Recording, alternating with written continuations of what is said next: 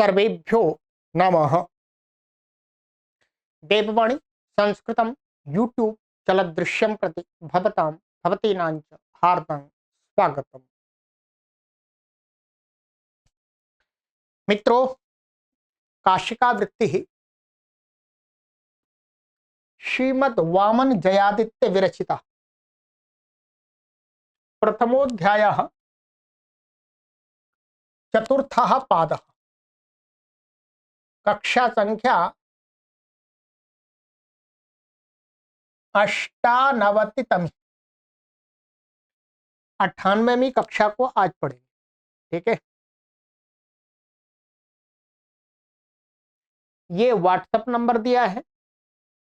अभी तक पढ़ाई गई जितनी भी कक्षाएं हैं उनका लिंक आपको चाहिए तो आप व्हाट्सएप पर संपर्क करके हमसे ले सकते हैं।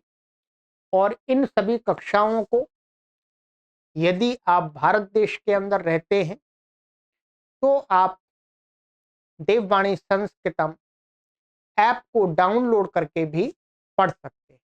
ऐप को डाउनलोड करने के लिए इसी नंबर पर हमसे लिंक ले लीजिएगा, क्योंकि देववाणी संस्कृतम नाम की कई लोगों ने ऐप बना रखे हैं।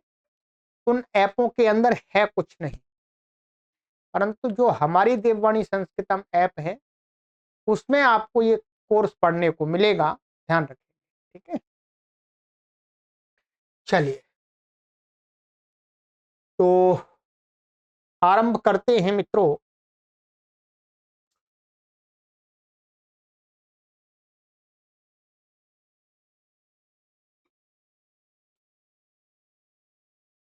यहां तक हमारा हो गया था। ये गति संज्ञा, कर्म प्रवचनीय संज्ञा आदि का प्रकरण हमारा पूरा समाप्त हो गया है। काशिका वृत्ति उन्हीं को समझ में आएगी जिन्होंने पहले अष्टाध्यायी भाष्य प्रथमा वृत्ति पढ़ ली है अथवा लघु सिद्धांत कौमुदी या मध्य सिद्धांत कौमुदी का अध्ययन कर दिया है। ये व्याकरण का प्रौढ़ ग्रंथ है। ठीक है, सामान्य व्याकरण का ग्रंथ नहीं है। शंका समाधान के साथ चर्चा के विवरण को देने वाला ये ग्रंथ है। ठीक है, चलिएगा तो अब हमारा नया प्रकरण आरंभ हो रहा है, बहुत ही महत्वपूर्ण है। आइएगा, लाह परस्मयी पदम। ल इति षष्ठ्यादेशापेक्षा। कहते लह ये जो है ये षष्ठी आदेश की अपेक्षा वाला है, अपेक्षा वाली है। क्या है? लाह माने षष्ठादेशापेक्षा, षष्ठी के आदेश में षष्ठी जो आदेश वाली है उसकी अपेक्षा वाला है। ठीक है, अर्थात ये षष्ठी तो नहीं है, ध्यान रखेंगे, ये तो प्रथमा विभक्ति बहुवचनांत है। परंतु जब अष्टाध्यायी भाष्य में इसको पढ़ाया था तो इसमें वहां पर बताया है आपको ये कि अच्छा ये लाह षष्ठी व्यक्ति एक वचनांत ही है।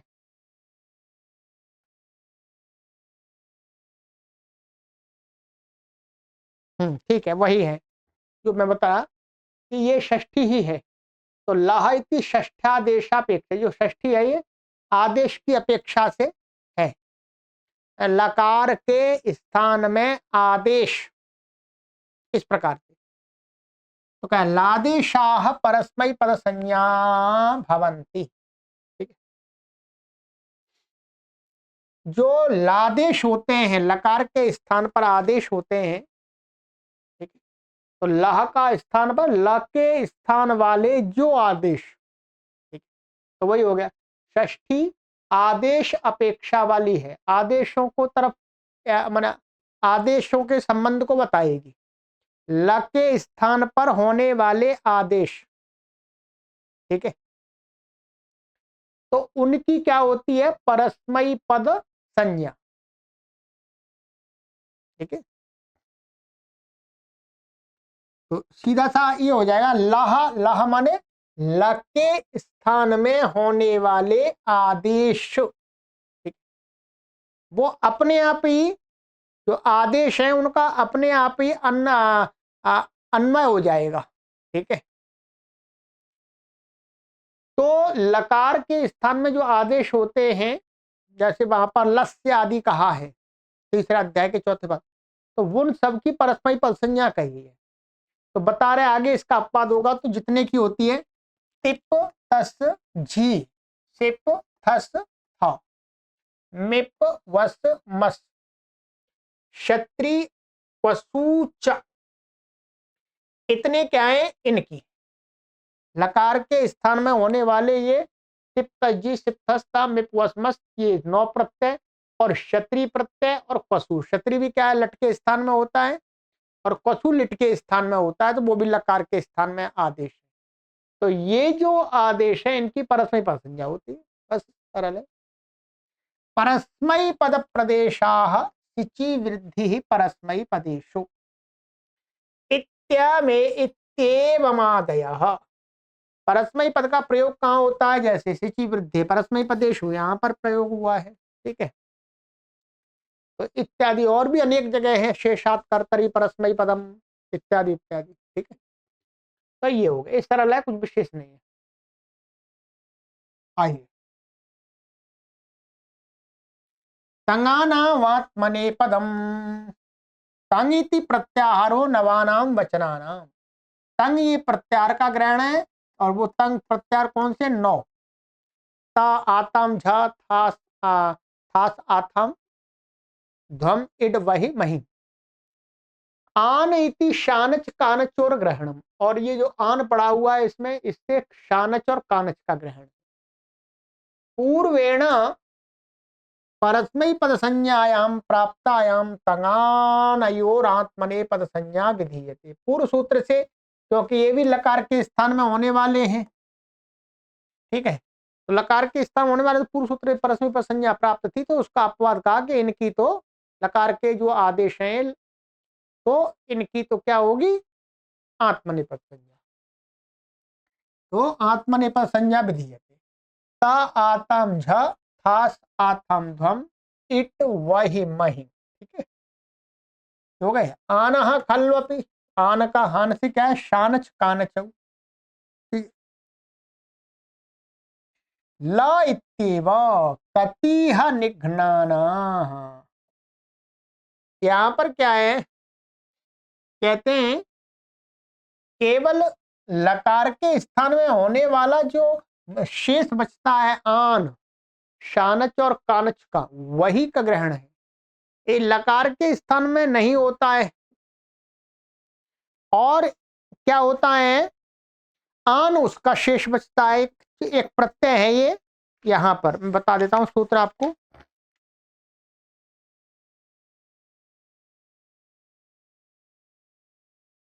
ये ताच्छील्य वयोवचन शक्तिषु चानश, एक चानश प्रत्यय है। ठीक है, इसका भी क्या बचता है आन बचता है। तो कोई कहे इसका क्यों नहीं ग्रहण होता, ये भी तो आन है, तो कहते हैं इसीलिए तो कहा है लह, ल के स्थान में होने वाला। ये शानच लट के स्थान में होता है, ऐसी कानच लिट के स्थान में होता है, परंतु ये जो चानश है ये लकार के स्थान में नहीं होता, लक के स्थान में नहीं होता। ये तो क्या है ताच्छील्य वयवचन शक्तिषु चानस, ये तो सीधा प्रत्यय है इन अर्थों में, इसलिए लाह इत्येव लके स्थान में लके आदेश ही हो, इसलिए यहां पर नहीं होता। कतिह निघ्नाना, कितने लोग यहां पर मारने की सामर्थ्य रखने वाले हैं। ठीक है, तो यहां पर नहीं होगा, ये चानश का है ये। ठीक है, निपूर्वक हन धातु से चानश का बनता है ये। ठीक है, तो यहां पर इसकी आत्मनेपद संज्ञा नहीं होगी, तो आत्मनेपद का कोई कार्य नहीं होगा। आत्मनेपद प्रदेशाः अनुदात संहितात्मनेपदम इत्येवमादयः। तो ये आत्मनेपद संज्ञा के प्रदेश है। ठीक है, बता दिए। और भी अनेक जगह आएगा आपको, तो इसलिए ध्यान रखेंगे। चलिए, तिंगस् त्रीणि त्रीणि प्रथम मध्यमोत्तमाः तिंगोष्टादश प्रत्ययाः। कहते हैं तिंग, ये प्रत्यार तिंग कितने 18 प्रत्यय हैं, आपको पता है। सिप्त आदि। नव परस्मै पद संज्ञकाः नवात्मनेपद संज्ञकाः, जो अभी बताए थे। 9 तो परस्मै पद संज्ञक हैं और 9 आत्मनेपद संज्ञक हैं। केवल किसकी बात कर रहे हैं? तिंग की। परस्मै पद संज्ञा तो औरों की भी है, पर वो तिंग के अंतर्गत नहीं आती। तत्र परस्मैपद पदेषु त्रयस्त्रिकाः यथाक्रमं प्रथम मध्यमोत्तम संज्ञा भवन्ति। तत्म उनमें परस्मै पद में तीन तीन, क्या है परस्मै पद में? क्या है? जो तीन तीन के जोड़ा। त्रयस्त्रिकाः, तीन का तीन के त्रिक त्रिक, ठीक है। त्रयः त्रिकाः ऐसा कह सकते हैं, तीन त्रिक बन जाएंगे। तीन क्या बन जाएंगे? त्रिक बन जाएंगे। तो माने टिप तस जी और सिप थस था मिप वसमस, ठीक है। तो यथाक्रमम पहला तीन, पहला त्रिक क्या हो जाएगा? प्रथम पुरुष। दूसरा त्रिक क्या हो जाएगा? मध्यम पुरुष। और तीसरा त्रिक क्या हो जाएगा? उत्तम। संज्ञा वाले होते। तो प्रथम मध्यम उत्तम जो ये संज्ञा है, ये इस सूत्र से होती है, ध्यान रखें। आत्मनेपदेष्वपि त्रयस्त्रिकाः प्रथमा मध्यमोत्तम संज्ञा भवन्ति। इसी प्रकार से आत्मनेपद में भी, आत्मनेपद संज्ञा को में तीन, जो तीन तीन के तीन त्रिक हैं, उनकी भी क्रमशः प्रथम मध्यम उत्तम संज्ञा हो जाती है। टिप तस जी इति प्रथमः, ये प्रथम पुरुष हो गया। सिप थस था इति मध्यमः, मध्यम पुरुष हो गया। इनका तीन का नाम। मिप वस मस इत्युत्तमः, ये उत्तम संज्ञक हो गए। आत्मनेपदेषु त आताम झ इति प्रथमः, थास आथाम ध्वम इति मध्यमः, मध्यम पुरुषः। इट वहि महिं इत्युत्तमः, ठीक है, तो इत्युत्तमः। प्रथम मध्यमोत्तम प्रदेशाः शेषे प्रथम इत्येवमादयः। अब इनका प्रदेश प्रयोग कहाँ होता है? शेष प्रथमा आदि होता है अभी, ठीक है, वहां पर। तो ये तो सरल है, कोई परेशानी नहीं, ठीक है। त्रयः तीन त्रिक, तीन त्रिक हो गए और क्रमशः उन त्रिक की प्रथम मध्यम उत्तम संज्ञा हो जाती है। तो बहुत सारे पाठक ये जानना चाहते हैं कि मध्यम, प्रथम मध्यम उत्तम ये संज्ञा किससे होती है? तो महर्षि पाणिनि के इस सूत्र से होती है, इन प्रत्ययों की। तान्येक वचन द्विवचन बहुवचनान्येकशः, तानि एक वचन द्विवचन बहुवचन संज्ञकानि भवन्ति। तो कहते तानि, तानि माने यही प्रत्यय जो है, उनको वो क्या है? एक वचन द्विवचन बहुवचन संज्ञक भी होते हैं। एकैष एकैकम पदम, ठीक है, एकश, एक माने एकश है, एकशः एकैकम पदम, माने एकशः, यहां पर ये एकशः शब्द लिया है, तो एकशः का अर्थ है एकैकम पदम, माने एक एक पद, ठीक है। एक टिप तस जी, ये एक एक हो जाएगा, टिप एक हो जाएगा, तस एक हो जाएगा। टिव इत्येक वचनम, टिप की क्या हो गई? एक वचन। तस्ति द्विवचनम, तस की क्या हो गई? द्विवचन।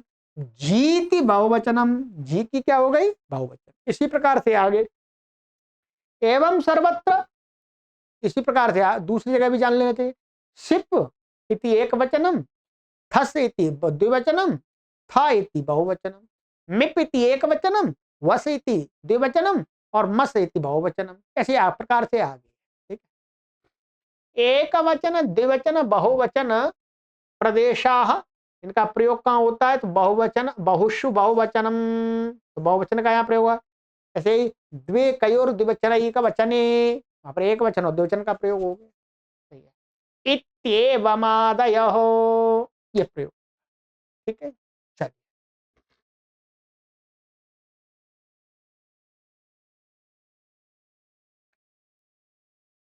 अब वो तो टिप की, उन्होंने तिंग की कर दी, ठीक है। अब कहते हैं सुपाह तिंगाम एत्रिकेष्वेक वचन वचनादि संज्ञा विहिता संप्रति सुपाम त्रिकेषु विधीयन्ते। कहते तिंगों की तो त्रिकों में एक वचन द्विवचन आदि बहुवचन आदि संज्ञा का विधान कर दिया, ठीक है। संप्रति अब सुपाम सुप के त्रिकों में विधान कर रहे हैं। सुप तो वही है, सु औ जैसे 21 प्रत्यय। सुपश्च त्रीणि त्रीणि पदान्यैकशा एक वचन द्विवचन बहुवचन संज्ञानि भवन्ति। जो सुप हैं उनके तीन तीन जो पद बनते हैं उनमें क्रमशः एक एक की एक वचन द्विवचन बहुवचन संज्ञक होते हैं, उनकी संज्ञा होती है। सु एक वचनम, सु एक वचन हो गया, औ इति द्विवचनम, जस इति बहुवचनम, एवं सर्वत्र ज्ञेयम्। इसी प्रकार से आगे भी जान लीजिएगा। सरल है, इसमें कोई शंका समाधान वाली कोई चर्चा ही नहीं है। चलिए,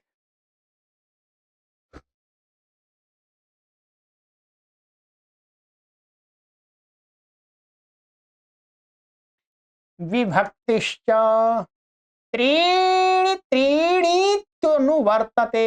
त्रीणि त्रीणि इसकी अनुवृत्ति आ रही है ऊपर से, ठीक है। त्रीणि त्रीणि विभक्ति संज्ञाश्च भवन्ति सुपस्तिङश्च। अब उन तीन तीन के जोड़े की, पहले तीन तीन में एक एक की थी, अब इकट्ठे तीन तीन के जोड़े की क्या होती है, विभक्ति संज्ञा। सुपा तिंगश्च, जो सुप के तीन तीन का जोड़ा बना लेंगे और तिंग का तीन तीन का जोड़ा बना लेंगे।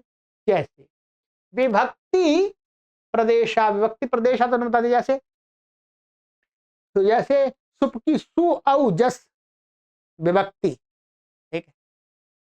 आ अम औट शस विभक्ति।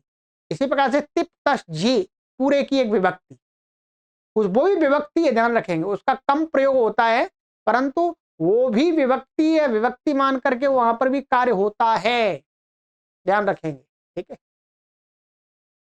कैसे कार्य होता है, जैसे ये है थस, यहां पर हलंत्यम से जब इत संज्ञा प्राप्त होती है इसकी, तो क्या न विभक्तौ तुष्माह,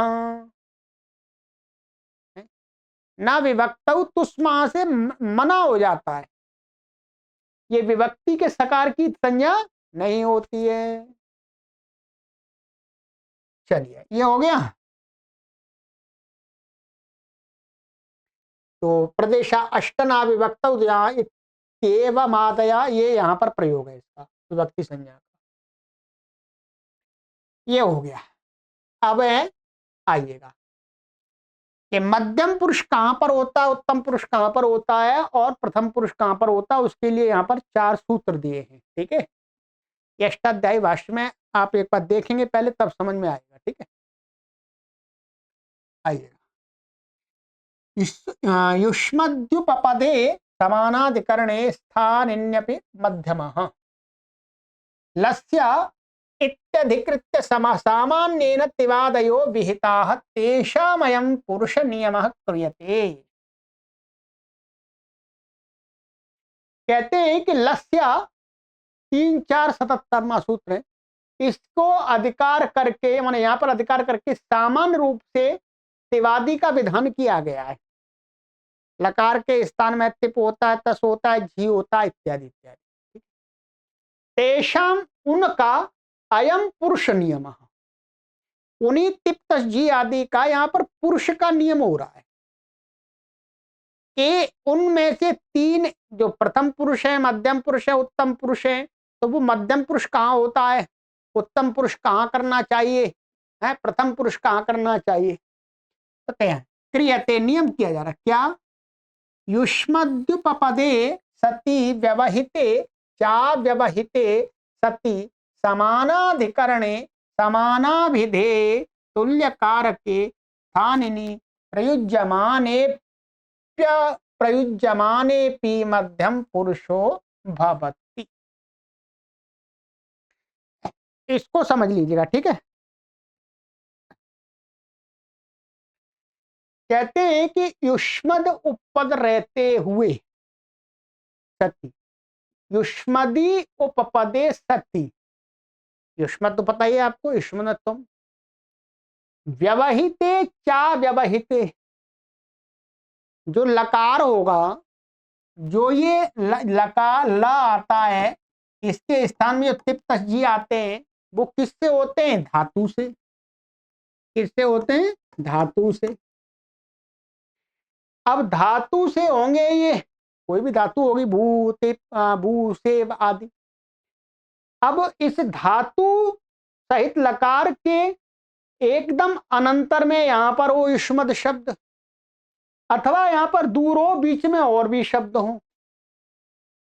व्यवहिते च अव्यवहिते सति, बीच में धातु सहित जो लकार है उससे और युष्मद के बीच में किसी दूसरे शब्द का व्यवधान हो अथवा ना हो तो भी, परंतु क्या होना चाहिए? समानाधिकरण। समान अधिकरण होना चाहिए, अर्थात ये धातु जब इस लकार को लेकर के जब कुछ कह रहा है और ये युष्मद है, इन इसका और इसका समानाधिकरण होना चाहिए। ठीक है, कहते समानाधिकरण, समानाभिधेय, समान अभिधेय। समान अभिधेय क्या कहते हैं? तुल्य कारक के,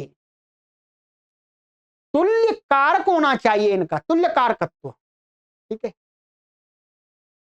स्थानिनी प्रयुज्यमाने अप्रयुज्यमाने, यहां जो स्थानिनी में जो स्थान शब्द है वो प्रसंगवाची है। क्या है? प्रसंगवाची। तो प्रसंगवाची माने युष्मद का प्रसंग, माने युष्मद के प्रसंग वाला। ठीक है। प्रयुज्य माने इसका अर्थ है स्थानिनी, इसका अर्थ का प्रयुज्यमाने माने युष्मद शब्द प्रयोग हो रहा हो, अथवा अप्रयुज्यमाने अथवा न प्रयोग हो रहा हो, अर्थात उसका प्रयोग साइलेंट हो, तो भी मध्यम पुरुषो भवती माने लकार में मध्यम पुरुष के प्रत्यय हो जाते हैं। ठीक है।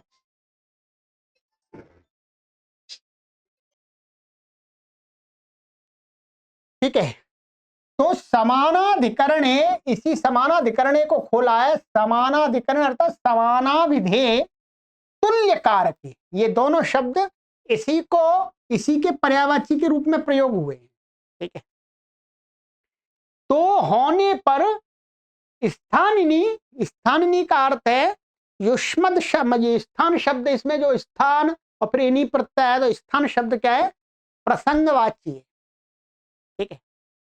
तो स्थानम अस्य अस्ति स्थानी युष्मद, तो युष्मद शब्द का प्रसंग माने युष्मद शब्द यहां प्रसंग, स्थानिनी स्थान, युष्मद शब्द प्रसंग वाला। प्रसंग युष्मद शब्द का प्रसंग हो, चाहे वो वहां पर प्रयोग हो रहा हो अथवा नहीं हो रहा हो, इससे कोई लेना देना नहीं, तो भी मध्यम पुरुष हो जाता है। यहां पर समानाधिकरण, समानाभिधेय, जो धातु से लकार आता है, उस लकार का अभिधेय तीन प्रकार का होता है। उस लकार से तीन प्रकार से कहा जाता है। एक तो क्या कहा जाता है? भाव। जो अकर्मक धातुएं होती हैं, ध्यान रखें, अकर्मक धातुएं जो होती हैं उनसे जब लकार लाते हैं तो उसका अर्थ क्या होता है? भाव। ध्यान रखेंगे, लकार का अभिधेय है वो तीन प्रकार का। एक तो होता है भाव। ठीक है, भाव जब अकर्मक धातु से लाते हैं तब उसका जो कहना होता है वो अभिधेय। और एक होता है कर्ता, माने सीधा सीधा इसका प्रधान जो अर्थ होता है। जब ये कर्तृवाच्य में लाया जाता है लकार। माने ये लकार कभी सीधा एकदम कर्ता को कहता है। जब कर्तृवाच्य में लकार लाते हैं तो वो सीधा कर्ता को कहता है। तो एक इसका अभिधेय होता है कर्ता, ध्यान रखेंगे, कर्ता। और एक ये लकार के द्वारा कर्म को भी कहा जाता है, जो कर्मवाच्य होता है तब होता है। माने जब वो कर्म को सीधा कहता है लकार, तो उससे लकार का अभिधेय क्या होता है? कर्म। ये तीन प्रकार से ध्यान रखेंगे, तीन प्रकार से लकार के द्वारा कथन होता है। लकार के ये तीन अभिधेय होते हैं, भाव, कर्ता, कर्म। ठीक है, यहां पर इष्मद शब्द लिया जा रहा है, और इष्मद शब्द क्या है? द्रव्यवाची है। भाई द्रव्य को तो कहता है तुम। द्रव्यवाची होने के कारण से ये जो यहां पर लकार का जो संबंध लगाया जा रहा है वो इसके साथ नहीं लगेगा, क्योंकि युष्मद का भाव के साथ कभी समानाधिकरण नहीं बन सकता, क्योंकि युष्मद शब्द द्रव्यवाची है और ये क्या अद्रव्यवाची होता है। भाव माने क्रिया मात्र को बताना। ठीक है, इसलिए भाववाच्य में ध्यान रखें, भाववाच्य में जब भी लकार आएगा तो क्या है? मध्यम पुरुष में नहीं आ सकता, उत्तम पुरुष में नहीं आ सकता, ध्यान रखेंगे, भाववाच्य में। और अब रहा कर्ता और कर्म। कर्ता और कर्म ये क्या होते हैं? ये द्रव्यवाची होते हैं। तो इसका मतलब ये हुआ कि लकार का समानाधिकरण युष्मद के साथ कब बनेगा? जब ये लकार कर्तृवाच्य में आए अथवा कर्मवाच्य में आए, तब ये समानाधिकरण वाला बनेगा। समानम अधिकरणम यस्य लकारस्य। तो समानाधिकरण वाला कर्तृवाच्य में कर्मवाच्य में होता है। ठीक है, अभी मैं आपको यहां जो उदाहरण दिए वो कर्तृवाच्य के दिए। तो जो लकार के स्थान में जो मध्यम पुरुष लाएंगे, तो मध्यम पुरुष कभी भी भाववाच्य में नहीं होता है। किसमें होता है? कर्तृवाच्य में, कर्मवाच्य। इसलिए ये मैंने आपको स्पष्ट टीका में दिया हुआ। ठीक है, तो इसलिए युष्मद्युपपदे सति व्यवहिते अव्यवहिते अव्यवहिते सति, माने बीच में कोई दूसरा शब्द व्यवधान हो अथवा ना हो कोई बात नहीं, परंतु सति समानाधिकरणे समान अधिकरण होना चाहिए। अर्थात ये कर्ता और क्रिया, कर्म और क्रिया, कर्ता रूपी युष्मद, कर्म रूपी युष्मद। माने जब कर्ता रूपी युष्मद होगा तो कर्म रूपी नहीं हो सकता, जब कर्म रूपी युष्मद होगा तो कर्ता नहीं हो सकता। तो तब और वो जो लकार है दोनों मिलकर के एक ही कहते हों, ठीक है, तब जाकर के क्या होता है? वो शब्द का प्रयोग हो अथवा नहीं हो तो मध्यम पुरुष के प्रत्यय होते, मध्यम पुरुष होता है लकार के स्थान में। ठीक है, जैसे आइए त्वम पचसी, ये क्या है? ये युष्मद शब्द है, युष्मद। ये पचसी पच धातु है। अब पच धातु है ये, और यहां पर ये लकार है, तो ये लकार किसको कह रहा है? इसको, ये कर्ता, ये कर्ता है ना इसका, इस क्रिया को करने वाला ये कर्ता है, ये तो इसका और इसका समानाधिकरण एक है। ये दोनों मिलकर के एक कोई तो कह रहे हैं, तुम करते हो, युष्मद शब्द का और उस लकार का।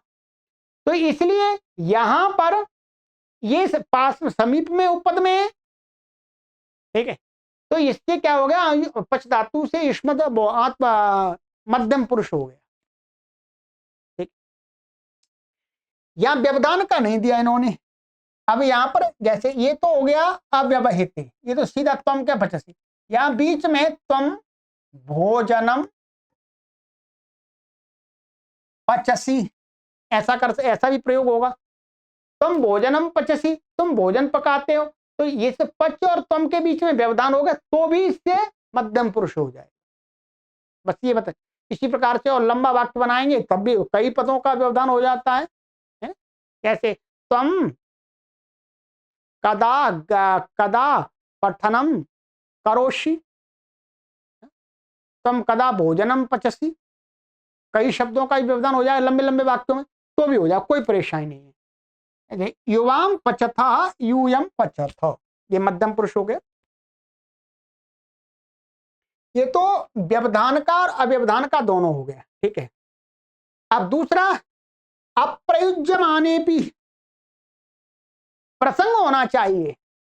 बस तुम युष्मत् शब्द का प्रयोग जरूरी नहीं है, क्योंकि यहां पर इसमें जो स्थान शब्द है ये प्रसंगवाची है, युष्मत् का प्रसंग होना चाहिए, ठीक है।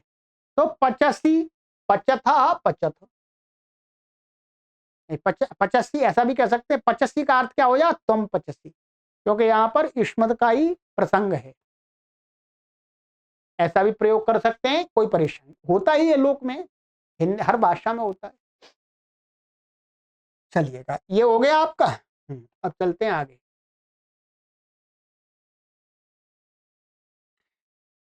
बस यही मुख्य सूत्र था, इसको आपको मैंने उसमें प्रथमावृत्ति में भी अच्छी प्रकार से समझाया था, ठीक है।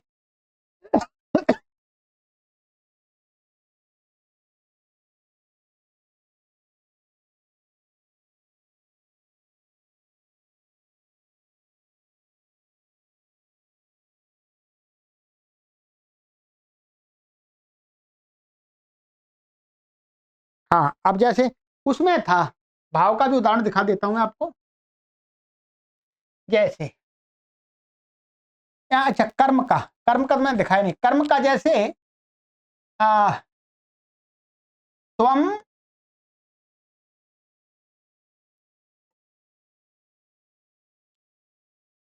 कथ्यसे,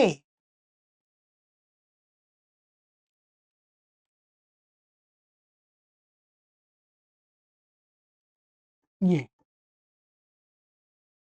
त्वम कथ्यसे, ये जो ये क्या है, यहां पर कर्म बन रहा है, ध्यान रखेंगे क्या बन रहा है, कर्म। मया त्वम कथ्यसे, मेरे द्वारा तुमको कहा जाता है। तो यहां पर इसका लकार का क्या है, समानाधिकरण क्या है, कर्म। इसलिए यहां कर्म में, ये कर्म है, ये कर्म में भी मध्यम पुरुष हो गया, ठीक है। क्या, कर्म में भी मध्यम पुरुष हो गया। तो इसी प्रकार से त्वम कथ्य से, मया त्वम कथ्य से, अथवा त्वम का प्रयोग नहीं करेंगे कथ्य से, तो भी ये हो जाएगा। बीच में व्यवधान होगा किसी का तो भी हो जाएगा। ये तो कर्म द्रव्य के साथ में समानाधिकरण हो गया इसका, ठीक है। परंतु भाव में लाएंगे, ठीक है, भाव में लाएंगे तो फिर कभी भी जैसे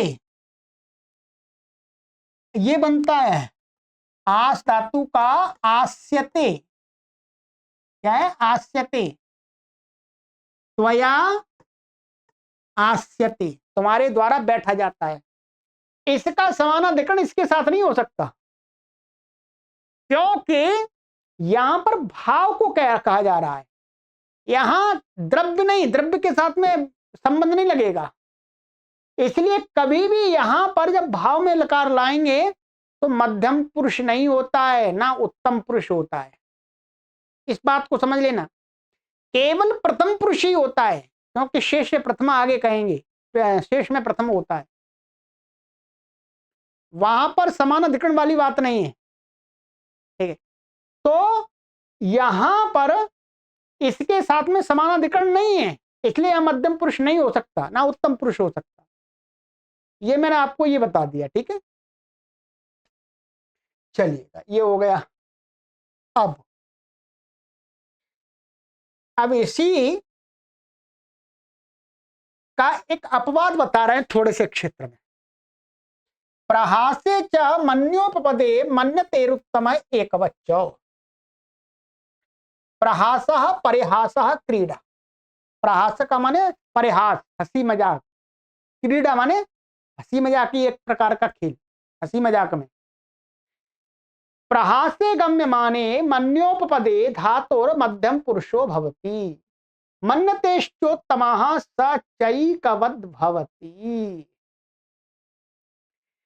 कह रहे हैं कि प्रहास गम्यमान हो रहा हो माने मजाक, परिहास गम्यमान हो रहा हो तो मन्य धातु से, क्या है, मन्य धातु लिया है, ठीक है। तो दिवादिगण के लिए है इन्होंने। तो मन्य उपपद रहते, मन धातु उपपद रहते हुए वो क्या है, धातु से जो मन धातु, मन धातु उपपद में होगी और दूसरी धातु से वो मध्यम पुरुष होता है, ठीक है। और मन धातु से उत्तम पुरुष हो जाता है, ठीक। और जो उत्तम पुरुष है सच एकवद भवति, और वो उत्तम पुरुष एक वचन हो जाता है। अनेक होंगे तो भी वह एक वचन हो जाए, ठीक है। ये माने एक वद भवति माने एक वचन हो जाता है। जैसे एहि मन्य ओदनम भोक्षस इति न ही भोक्षसे भोक्ता सोतिथि भी। अच्छा, ये बहुत मजेदार प्रयोग होता था पहले प्राचीन काल में, संस्कृत बोलते होंगे तब।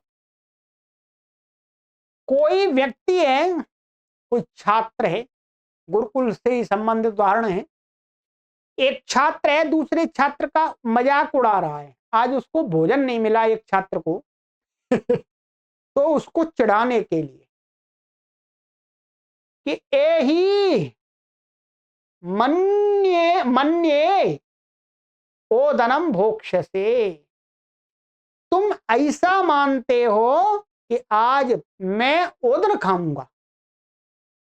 मैंने किसी सामने वाले विद्यार्थी को कह रहा है कि तुम आज ऐसा सोच रही हो कि मैं माने बोसी को लेकर के मैं ओदन खाऊंगा। तो यहां पर क्या हुआ, एही मन्य, मन्ये, मन्ये संधि से होगा, मन्ये ओदनम भोक्षसे।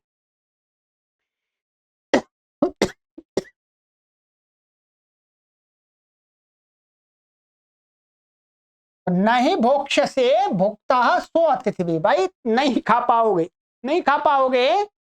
वो तो अतिथियों ने खा लिया, वो अतिथि आ गए, उन्होंने खा लिया तुम्हारा भोजन। तो गुरुकुल में ऐसा होता है कि अचानक अतिथि आ जाते हैं। किसी विद्यार्थी ने कोई भोजन नहीं खाया, लेट हुआ, तो वो भोजन बचा हुआ है तो उसी को अतिथि को खिला देते हैं। अब विद्यार्थी आता है तो क्या मिले, कुछ नहीं मिले। तो अब यहां देखेंगे इसकी हिंदी क्या बन रही है, एही। एही का अर्थ है वो कोई विद्यार्थी है उसको कह रहा है आओ भाई यहां पर आओ, तुम ऐसा सोच रहे हो कि आज मैं ओदन खाऊंगा। तो ये क्या है, मन्य। मन्य क्या है, तुम सोच रहे हो। यहां पर क्या होना चाहिए, मध्यम पुरुष। और मैं खाऊंगा, भोक्ष से, यहां पर क्या लगना चाहिए, उत्तम पुरुष। परंतु नहीं, यहां पर उल्टा कर दिया। जैसा हिंदी में हम कर रहे हैं वैसा का उल्टा कर दिया। उल्टा करने से जब उल्टा प्रयोग करेंगे कि जहां पर मध्यम पुरुष प्राप्त है, जहां पर मध्यम पुरुष प्राप्त है वहां उत्तम पुरुष कर दिया, जहां उत्तम पुरुष प्राप्त है मध्यम कर दिया। इस प्रकार से वाक्य बोलेंगे तो उससे क्या पता लगेगा, मजाक किया जा। एही मन्ये रथेन यास्यसि नहीं यास्यसि यातस्तेन ते पिता। ओ भाई आओ, तुम ऐसा सोच रहे हो कि रथ से जाऊंगा, मैं रथ से जाऊंगा, नहीं जा पाओगे क्योंकि उसके द्वारा तो तुम्हारा पिताजी चले गए और रथ तो तुम्हारे पिताजी ले गए। मध्यमोत्तमयोः प्राप्तयोर उत्तम मध्यम विधीयेते। यहां पर क्या है, सूत्र से मध्यम उत्तम की प्राप्ति, यहां पर मध्यम प्राप्त हो रहा था मन धातु से, और भोक्ष भोक्ष भुज धातु से उत्तम प्राप्त हो रहा था। तो क्या कर दिया, उल्टा कर दिया, मध्यम की जगह उत्तम और उत्तम की जगह मध्यम विधीयेते। यहां उत्तम कर दिया और यहां मध्यम कर दिया, और इसको एक मत कर दिया। कहीं पर बहुवचन प्राप्त होगा वहां पर एक वचन भी हो जाएगा। ठीक है, तो ये बस इतना ही है। तो इसलिए मन धातु है उपपद में, तो इससे हो गया, बस इससे इससे क्या हो गया, मन्य उत्तम पुरुष हो गया, एक वचन हो गया। इससे ये हमेशा एक वचन ही रहेगा। है, चाहे बहुत सारे लोगों को, यदि कोई एक छात्र है वो अनेक लोगों छात्रों को कह रहा है, अच्छा तुम लोग ऐसा सोच रहे हो, तो भी यहां पर भोक्ष है, भोक्ष, ये भोक्ष से लगाए यहां पर। ठीक है, तो वहां पर क्या है, भोक्षध्वे। आप भोक्षध्वे यहां तो हो सकता है, परंतु यहां पर हमेशा मन्य ही रहेगा, एक वचन है। अनेक छात्र को मजाक बना करके कोई कह रहा तो भी, बस इतना ही है। ठीक है, प्रहास इति किम, ये ही मन्य स ओदनम भोक्ष इति। यहां पर ये परिहास नहीं है, भाई आओ तुम ऐसा सोच रहे हो है कि मैं ओदन खाऊंगा, तो इसमें कोई बात नहीं है, कोई परिहास नहीं है। अर्थात सुष्ठु मन्य से, साधु मन्य से, तुम ठीक ही सोच रहे हो। यहाँ पर जो सामने वाला कह रहा है वो ठीक सोच रहा है, ठीक है तुमको मिल जाएगा, कोई दिक्कत नहीं है। तुम ऐसा सोच रहे हो कि मैं आज चावल खाऊंगा, ठीक है तुमको मिल जाएगा, कोई परिहास नहीं है। तो यहाँ पर मध्यम पुरुष की प्राप्ति मध्यम पुरुष हो गया, यहाँ पर उत्तम पुरुष हो गया। ठीक है, चलिए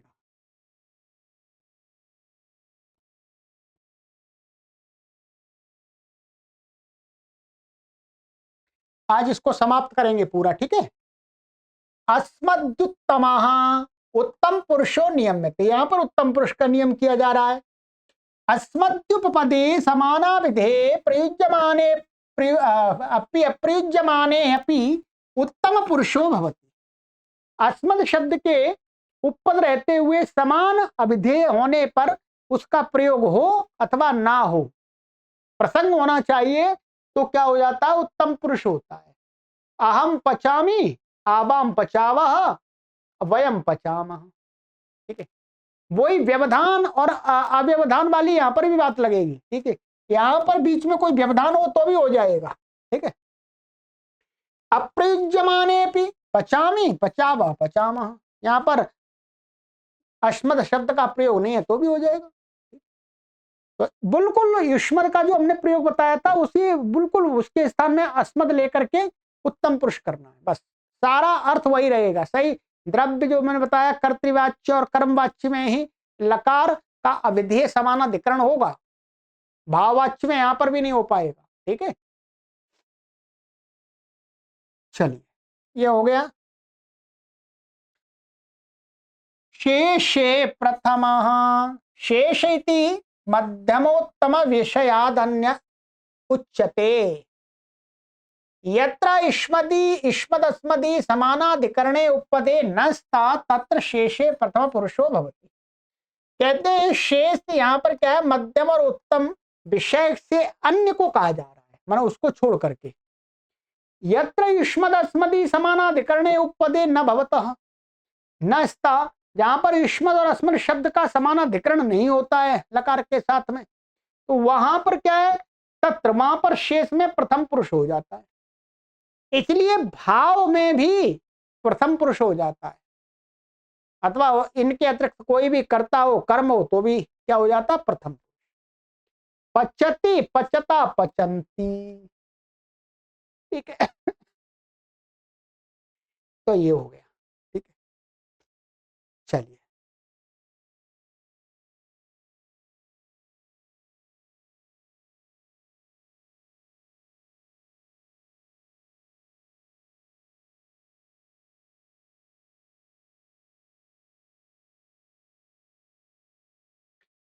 परः सन्निकर्षः सहितः। पर शब्दोतिशये वर्तते। पर शब्द क्या है यहाँ पर? अतिशय अर्थ में, अत्यधिक अर्थ में वर्तमान है। सन्निकर्ष प्रत्याशक्ति ही, सन्निकर्ष क्या? प्रत्याशक्ति माने अत्यधिक समीपता। ठीक है। परो यह सन्निकर्ष वर्णानाम अर्धमात्रा काल व्यवधानम स संहिता संयो भवति। परः माने अत्यधिक जो सन्निकर्ष, किसका? वर्णों का।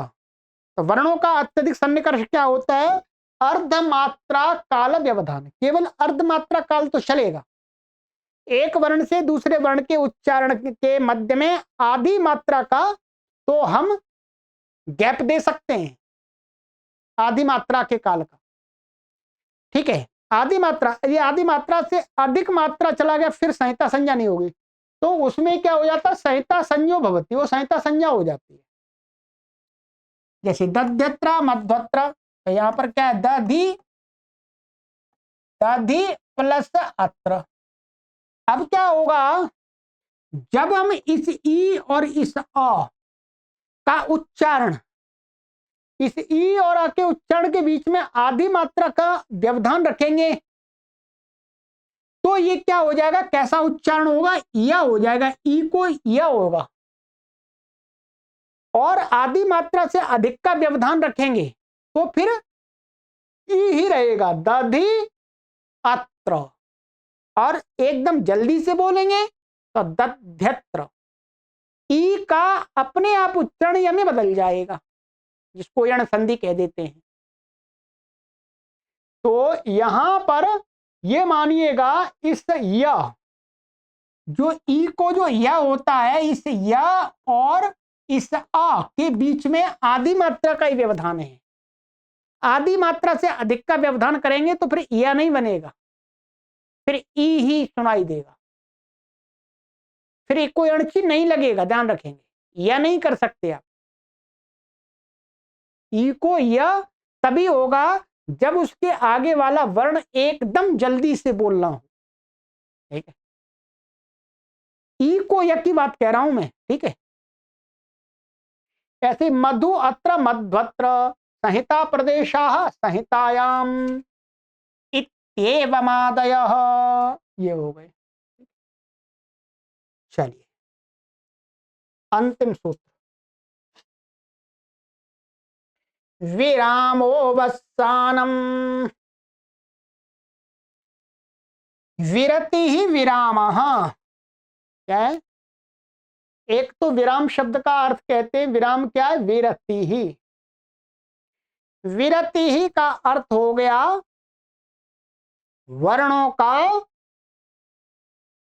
अभाव, आगे कुछ नहीं है। विरति ही विरामः माने अभाव। और दूसरा विराम का अर्थ बता रहे हैं, विरम्यते अनेनेति विराम, अर्थात जिसके द्वारा विराम माने रोका जाता है, विराम किया जाता है, ठहराव लाया जाता है, वो हो गया विराम। विराम शब्द के दो अर्थ दे दिए इन्होंने। एक विराम का अर्थ हो जाएगा, यहां पर होगा जिस शब्द का माने शब्द का अंतिम वर्ण, जिस शब्द का जो अंतिम वर्ण है, उस अंतिम वर्ण के बाद हमें कुछ बोलना ही नहीं है, उसी अंतिम वर्ण से हम विराम दे रहे हैं, रुक रहे हैं। तो अंतिम वर्ण क्या हो जाएगा? विराम। इस वाले में ये कर्ण में है विराम शब्द। जब यहां पर घई, घई प्रत्यय भी पूर्वक रम धातु से घई प्रत्यय हम कर्ण में लाएंगे तो विराम शब्द किसको कहेगा? वर्ण को, अंतिम वर्ण को, शब्द के अंतिम वर्ण को।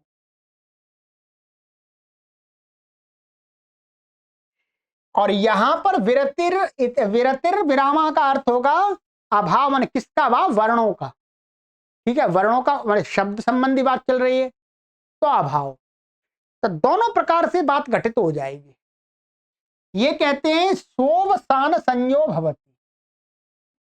वर्ण माने विराम है, उस विराम की ही अवसान संज्ञा की जाती है। अवसान संज्ञा की जाती है, अवसान संज्ञा होने पर उसके जो कार्य वो हो जाते हैं। ठीक है, दधि, मधु, वृक्षः, प्लक्षः,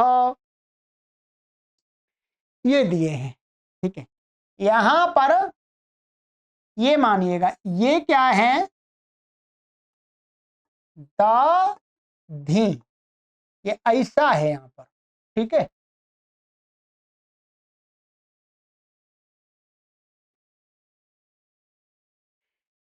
तो यहां पर क्या हुआ, ये दधि है, तो दधि, ये जो ई है, क्या है, ई, यहां पर क्या है, अणो प्रग्रेस्यानुनासिक,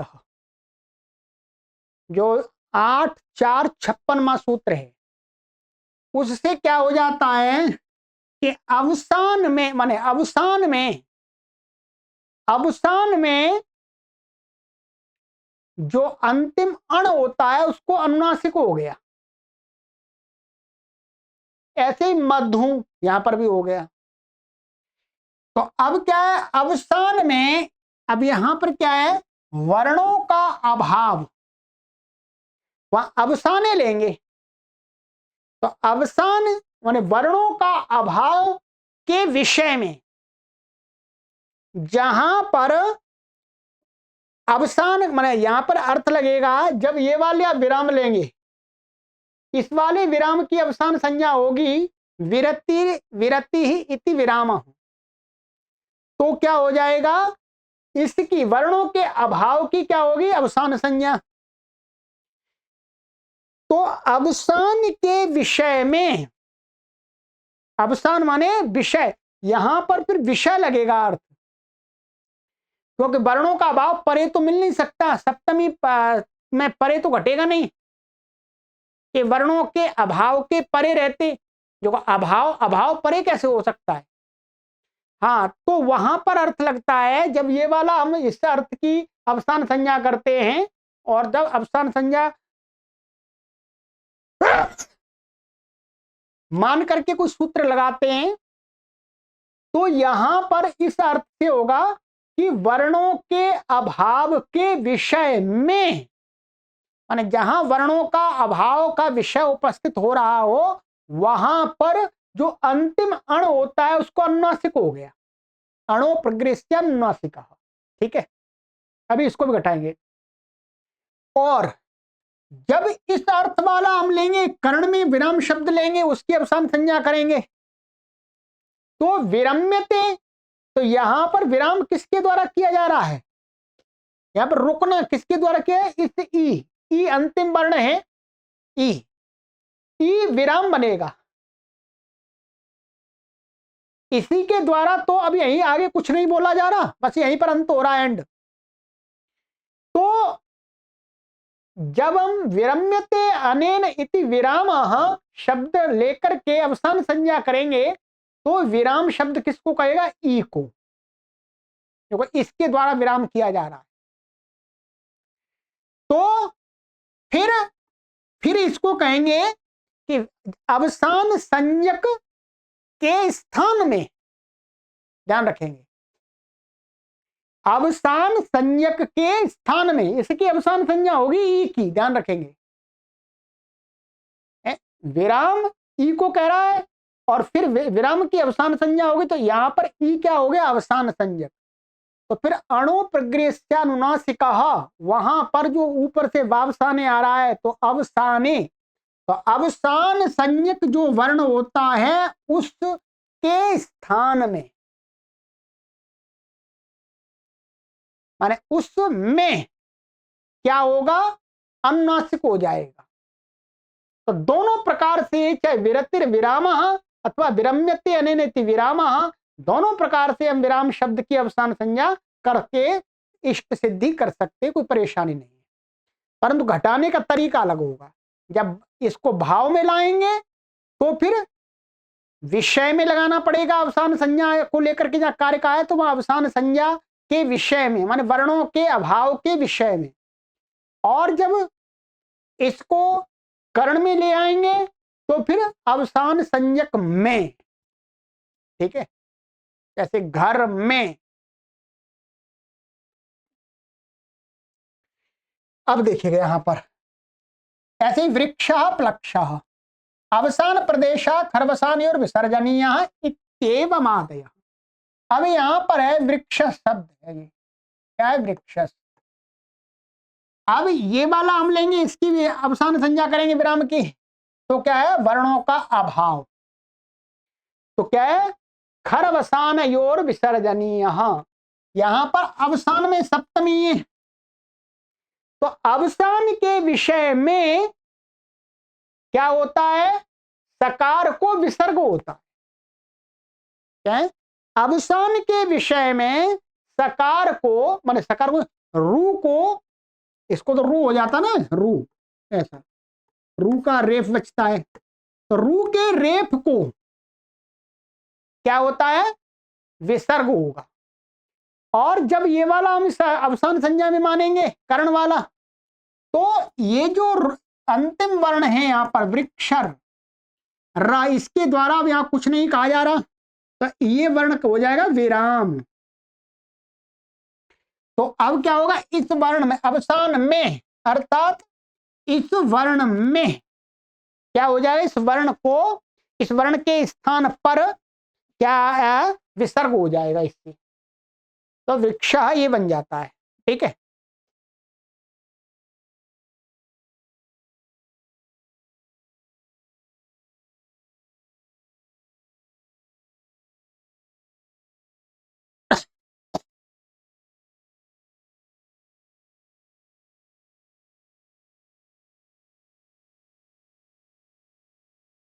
तो अब यहां पर क्या हो जाएगा, इतना यहां पर समझ लीजिएगा कि दो से जहां जहां अवसान संज्ञा को कार्य, अवसान संज्ञा को लेकर के कार्य करना होगा, तो आप दोनों प्रकार से वहां घटा सकते हैं। ठीक है, विरतिर इति विराम की अवसान संज्ञा, अथवा विरम्यते अनेनेति विराम, इस कर्ण में लेकर के विराम की अवसान संज्ञा। ठीक है, अब ये आपके ऊपर निर्भर करता है कैसे घटाते हैं। ठीक, चलिए, इति श्री जयादित्य विरचितायां काशिकायां वृत्तौ प्रथमाध्यायस्य चतुर्थः पादः समाप्तः। तो प्रथम पाद मैंने आपका कंप्लीट करा दिया है, बहुत परिश्रम साध्य ये कार्य है। ठीक है, अब मैं पढ़ाता हूं, मैं भी थक जाता हूं। ठीक है, 1 घंटे की कक्षा को पढ़ाने के लिए मुझे कई घंटे इसके लिए व्यय करने होते हैं। चलिएगा, पढ़िएगा आप, हम लगे हुए हैं, आप हमारा सहयोग करते रहिएगा इस कार्य के लिए, हम इस कार्य को करते रहेंगे। अब आगे हमारा द्वितीय अध्याय आरंभ होगा। द्वितीय अध्याय आरंभ होगा तो द्वितीय अध्याय के पहला पाद, दूसरा पाद समास का पाद, तो अष्टाध्यायी भाष्य में उस समास प्रकरण को अवश्य देखिएगा, क्योंकि यहां पर सामान्य छोटी छोटी बातें नहीं बताई जाएंगी, जो शंका समाधान वाली बातें मुख्य रूप से बताई जाएंगी। ठीक है, सर्वेभ्यो नमः।